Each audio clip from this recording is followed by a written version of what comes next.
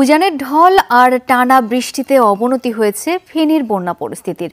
বহু এলাকা বিদ্যুৎ বিচ্ছিন্ন। আটকা পড়া অনেকে স্বজনরা আকুতি জানাচ্ছেন উদ্ধারের জন্য। কেউ কেউ নিজের ঘরবাড়ি রেখে আশ্রয় নিচ্ছে দোতলা বাড়ির ছাদে। মোবাইল নেটওয়ার্ক ও ইন্টারনেট সেবা বিঘ্নিত হয়। সেখানে আমাদের কয়েকজন সহকর্মী থাকলেও তাদের সাথে যোগাযোগ স্থাপন করা কঠিন হয়ে পড়ছে। ফেনী থেকে পাঠানো ফুটেজ নিয়ে দেখুন আখলাকুস সাফার রিপোর্ট। স্মরণকালের ভয়াবহ বন্যা।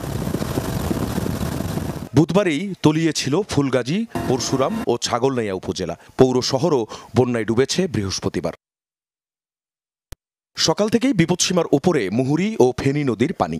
বন্যা পূর্বাভাস কেন্দ্রের তথ্য অনুযায়ী 40 বছরের মধ্যে সবচেয়ে বেশি উচ্চতায় প্রবাহিত হচ্ছে মুহুরীর পানি, যার ফলে সময় গড়ানোর সঙ্গে সঙ্গে প্লাবিত হচ্ছে নতুন নতুন এলাকা। পানির তোরে ভেসে গেছে রাস্তা, বাঁধ ও সেতু, তলিয়েছে ফসলের মাঠ, পুকুরের মাছ।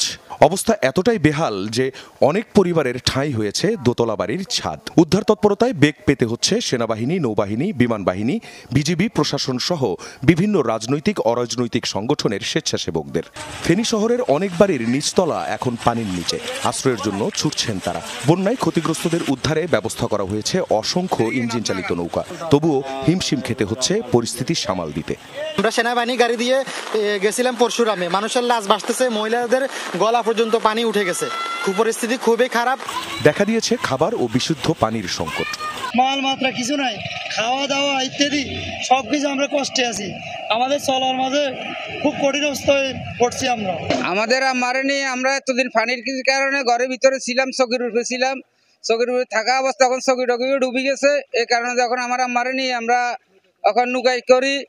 আমরা বাজারে চলে যেতেছি, আশ্রয়কেন্দ্রে যেখানে হয় এখানে থাকুন। উজানের পানি নামাতে খুলে দেওয়া হয়েছে মুহুরী প্রকল্প এলাকায় ফেনী রেগুলেটরের 40টি এবং মুছাপুর রেগুলেটরের 18টি গেট।